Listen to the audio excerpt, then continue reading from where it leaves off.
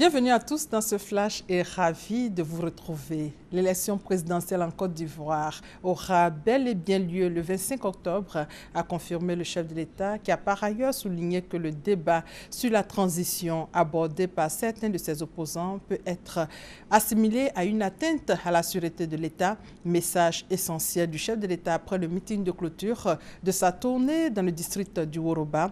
Le chef de l'État qui a attendu à Bandoukou demain. Justement, concernant la présidentielle, les candidatures s'ouvrent le 3 août prochain. Les partis politiques reçoivent la liste électorale donc ce matin. La commission électorale indépendante vient de publier sur son site la liste électorale provisoire au terme de plusieurs semaines de campagne d'inscription.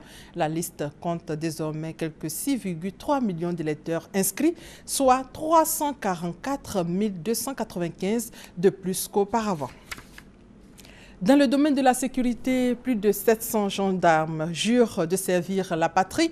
Parmi ces officiers et sous-officiers, 4 femmes. Cérémonie de baptême avec Hamza Diaby. École de gendarmerie d'Abidjan, ce lundi, ces 708 élèves sous-officiers de deuxième année constituent la promotion MDL chef Drodéa Denis. Fini l'école, ils jurent servir la patrie.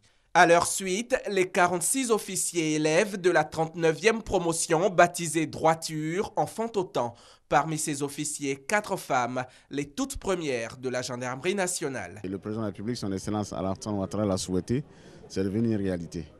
Donc je voudrais féliciter le commandant de la gendarmerie nationale et le commandant école, mais aussi encourager ces jeunes filles et l'ensemble des jeunes filles ivoiriennes qui voulaient donc, emboîter ce pas pour entrer dans ce corps d'élite qu'est la gendarmerie. Aux côtés du ministre chargé de la Défense, le commandant supérieur de la gendarmerie Kwasi Kwaku Gervais, mais surtout 2 autres membres du gouvernement, Anne Désiré Ouloto et Kandia Kamara, toutes deux saluent l'avènement des femmes dans ce corps d'élite. Nous comptons sur elles pour agir avec compétence, avec rigueur, dans les fonctions qui leur seront assignées, afin d'encourager nos autorités à continuer cette expérience-là et à faire en sorte qu'il y ait plus naturellement de femmes dans la gendarmerie, mais également dans tous les autres corps de militaires et paramilitaires. C'est un honneur en tout cas pour les femmes et c'est un jour historique.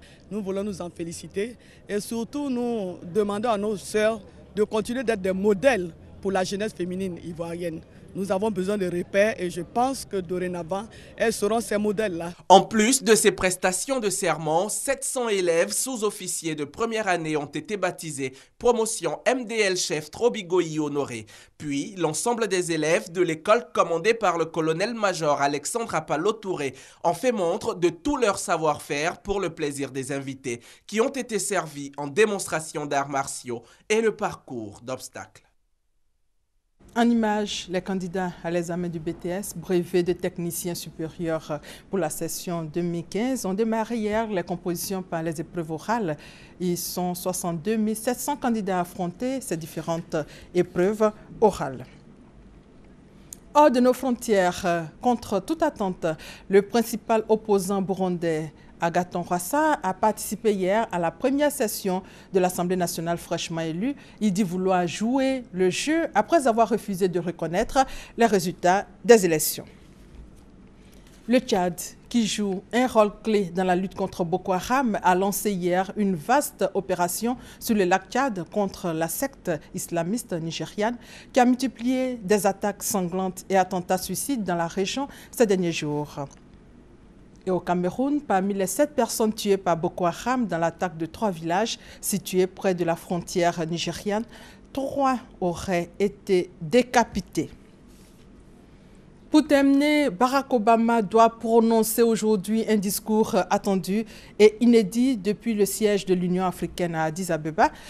Un discours qui devrait souligner l'importance du respect de la démocratie et des droits de l'homme sur le continent, théâtre de multiples crises. C'est la fin de ce flash. L'actualité revient à 13 h. Merci de votre fidélité.